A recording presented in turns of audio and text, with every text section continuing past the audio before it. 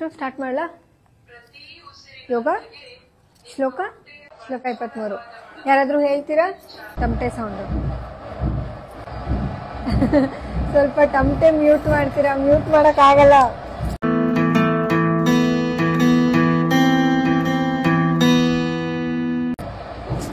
ತಮಟೆ sound mute ಮಾಡೋಕ್ಕಾಗಲ್ವಲ್ಲ? ಅವ್ರಿಗೆ ಹೇಳ್ತೀನಿ, ಹೋಗ್ರೋ ಬೇಗ. ಬೀಟ್ ಚೇಂಜ್ ಮಾಡ್ತಾ ಇದ್ದಾರೆ. ಹೋಗಿ ಅಂದ್ರೆ ಇಲ್ಲೇ ಬಂದ್ರು, ಮನೆ ಮುಂದೆನೆ ಬಂದ್ರು. ಗಣಪತಿ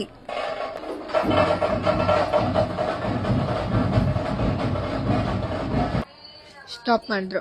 ಓಕೆ,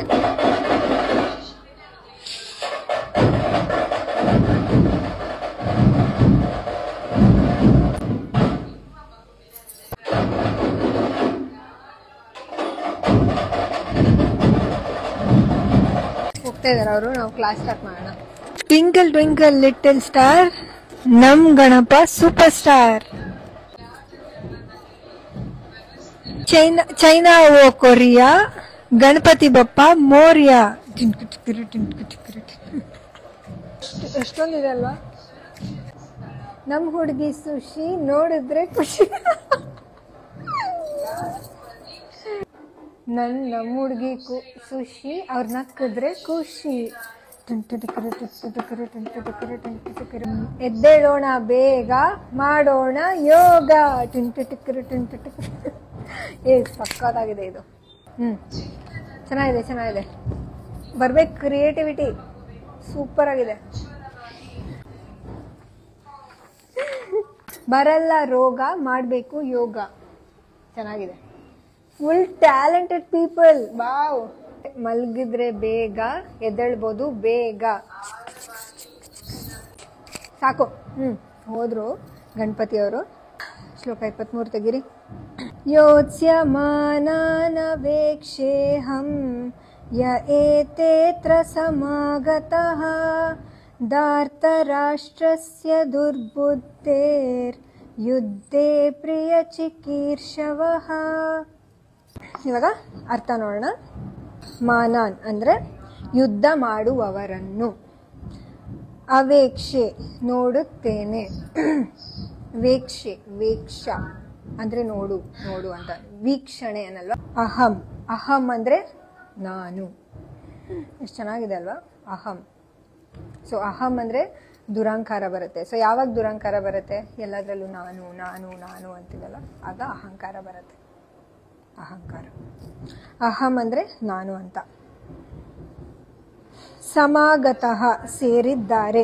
ಧಾರ್ತ ರಾಷ್ಟ್ರಸ್ಯ ಅಂದ್ರೆ ಧೃತರಾಷ್ಟ್ರನ ಮಗನಿಗಾಗಿ. ಸೊ ಧೃತರಾಷ್ಟ್ರ ಮಗ ಅಂತ.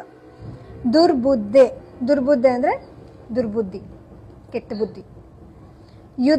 ಯುದ್ಧದಲ್ಲಿ ಪ್ರಿಯ ಹಿತವನ್ನು, ಚಿಕೀರ್ಷವಃ ಮಾಡ ಬಯಸುವವರು. ಸೊ ಇಲ್ಲಿ ಏನ್ ಹೇಳ್ತಾ ಇದ್ದಾರೆ? ಶ್ಲೋಕ 23ರಲ್ಲಿ ದುರ್ಬುದ್ಧಿಯವನಾದ ಧೃತರಾಷ್ಟ್ರನ ಮಗನನ್ನು ಸುಪ್ರೀತಗೊಳಿಸುವ ಅಪೇಕ್ಷೆಯಿಂದ ಯುದ್ಧ ಮಾಡಲು ಇಲ್ಲಿಗೆ ಯಾರು ಬಂದಿದ್ದಾರೆ ಎಂದು ನಾನು ನೋಡುವೆ. ಯಾರಿಗೆ ಹೇಳ್ತಾ ಇದ್ದಾರೆ ಇಲ್ಲಿ? ಅರ್ಜುನ ಕೃಷ್ಣಂಗೆ ಹೇಳ್ತಾ ಇದ್ದಾನೆ.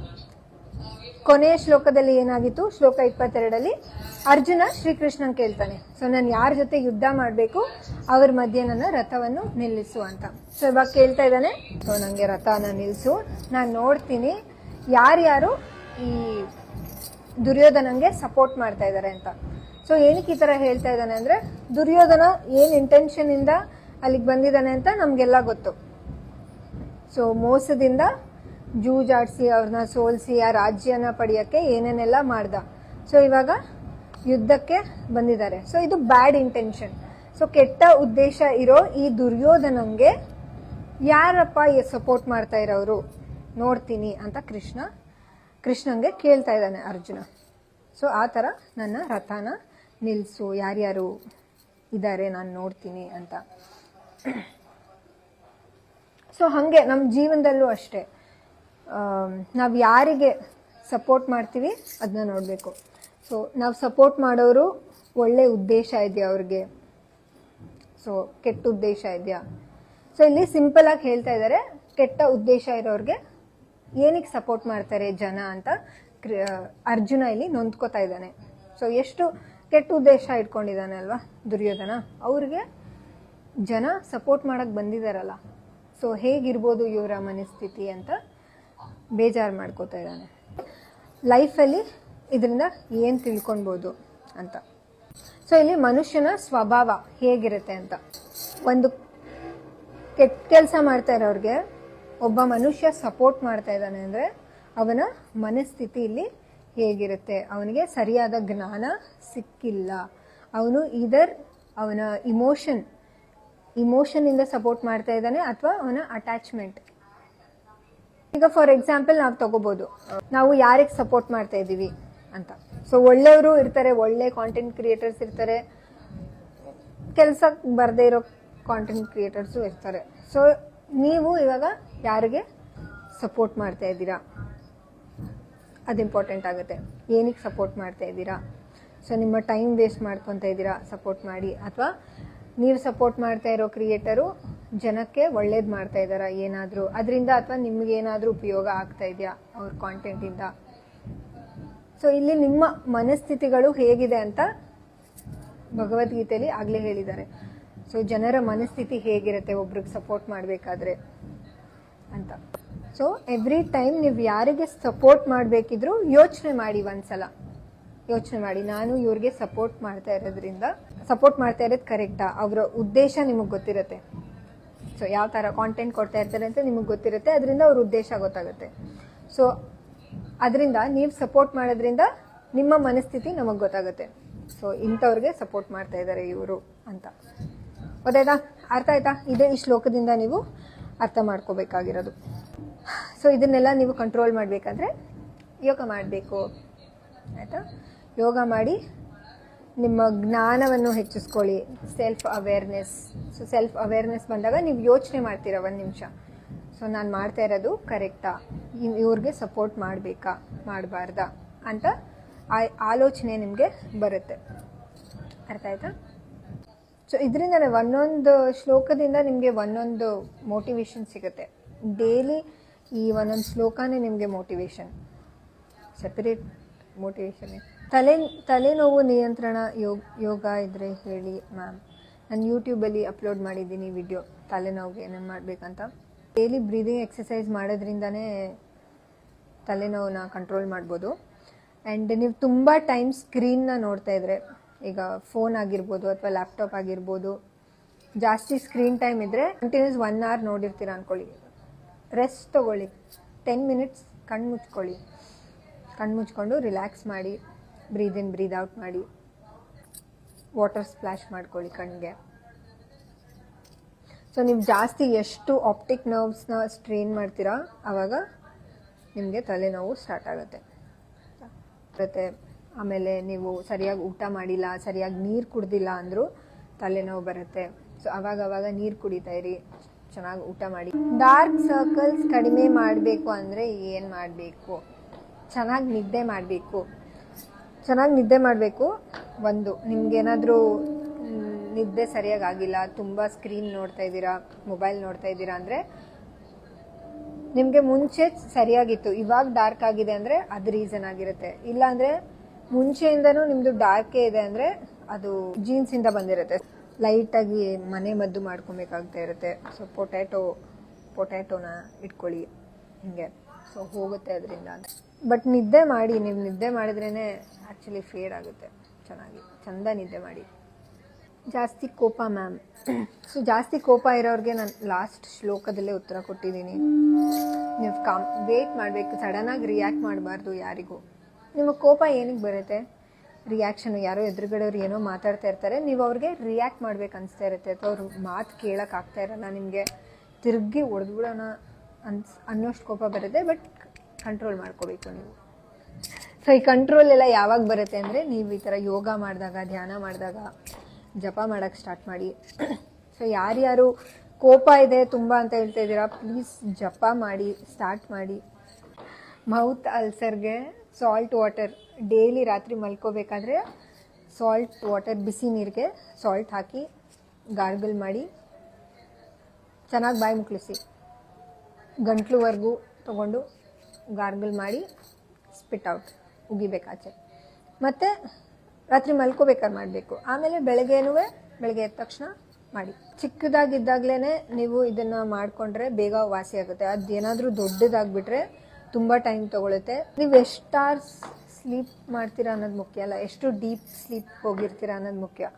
ಸೊ ಎಷ್ಟೊಂದು ಜನ 8 hours ಸ್ಲೀಪ್ ಮಾಡಿರ್ತಾರೆ, ಅದರಲ್ಲಿ 1 hour ಮಾತ್ರ ಡೀಪ್ ಸ್ಲೀಪ್ ಹೋಗಿರ್ತಾರೆ. ಇನ್ನು 8 hours ಏನಾಗಿರುತ್ತೆ, ಕನ್ಸು ಬೀಳ್ತಾ ಇರುತ್ತೆ, ಏನೇನೋ ಮಧ್ಯೆ ಎಚ್ಚರ ಆಗ್ತಾ ಇರುತ್ತೆ. ಸೊ ಈ ಥರ ಅವ್ರಿಗೆ ಕಂಪ್ಲೀಟ್ ಸ್ಲೀಪ್ ಸಿಕ್ಕಿರಲ್ಲ, ಗೊತ್ತಾಯ್ತಾ? ಸೊ ಡೀಪ್ ಸ್ಲೀಪ್ ಮಾಡಬೇಕು. ಮಲ್ಕೋಬೇಕಾದ್ರೆ ಉಜ್ಜಾಯಿ ಪ್ರಾಣಾಯಾಮ ಮಾಡಿಬಿಟ್ಟು ಮಲ್ಕೊಳ್ಳಿ, ಆಯಿತಾ? ಉಜ್ಜಾಯಿ ಬ್ರೀದಿಂಗ್,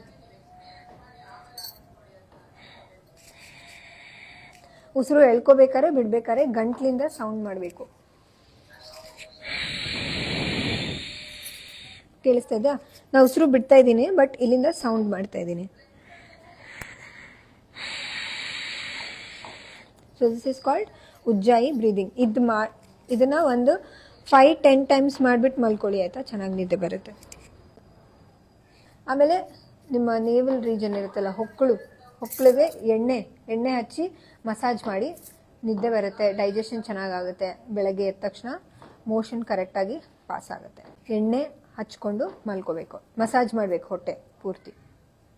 ಓಕೆ, ಜಾಸ್ತಿ ಸ್ಟ್ರೆಸ್ ತೊಗೋಬೇಕಬಾರ್ದು ಅಂದರೆ ಏನು ಮಾಡಬೇಕು ಅಂದರೆ, ನೀವು ಮಾಡ್ತಾ ಇರೋ ಕೆಲಸ ಖುಷಿಯಿಂದ ಮಾಡಬೇಕು. ಡಾರ್ಕ್ ಸರ್ಕಲ್ಸ್ಗೆ eye exercise, face yoga, oil ತೊಗೊಂಡು, ಬಾದಾಮಿ ಆಯಿಲ್ ತೊಗೊಂಡು ಕಣ್ಣು ಕೆಳಗಡೆ ಡೈಲಿ ಮಸಾಜ್ ಮಾಡಿ, ಆಯಿತಾ? ಸೊ ಅಲ್ಲಿ ಯೂಶಲಿ ಬ್ಲಡ್ ಫ್ಲೋ ಆಗಲ್ಲ, ಸೊ ನಾವು ಹೋಗಿ ಮಸಾಜ್ ಮಾಡಬೇಕು. ಬಾದಾಮಿ ಆಯಿಲ್ ತೊಗೊಂಡು ಮಸಾಜ್ ಮಾಡಿ. ಸೊ ಯಾರಿಗೆ ಮುಂಚೆಯಿಂದನೂ ಅಲ್ಲಿ ಬ್ಲ್ಯಾಕ್ ಇದೆ, ಯು ಕ್ಯಾನ್ ಮಸಾಜ್ ಇಟ್, ಆಯಿತಾ? ರಾತ್ರಿ ಮಲ್ಕೋಬೇಕಾದ್ರೆ ಚಂದ ಮಸಾಜ್ ಮಾಡಿ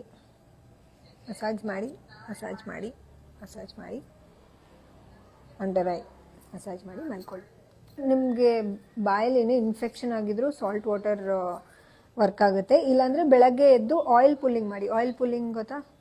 ಬೆಳಗ್ಗೆ ಬ್ರಷ್ ಮಾಡೋಕ್ಕಿಂತ ಮುಂಚೆ 1-2 ಸ್ಪೂನ್ ಕೊಬ್ಬರಿ ಎಣ್ಣೆ, ಸೊ ಪ್ಯೂರ್ ಕೊಕೊನಟ್ ಆಯಿಲ್ನ ಬಾಯಿಗೆ ಹಾಕಿ ಒಂದು 5-10 minutes ಸ್ವಿಶ್ ಮಾಡ್ತಾನೆ ಇರಬೇಕು, ಮುಕ್ಕಳಿಸ್ತಾ ಇರಬೇಕು ಬಾಯಿನ ಆಯಿಲಿಂದ. ಕುಡಿದ್ಬಿಡ್ಬೇಡಿ, ಆಮೇಲೆ ಕುಡಿದ್ರೆ ವಾಂತಿ ಆಗಿಬಿಡುತ್ತೆ.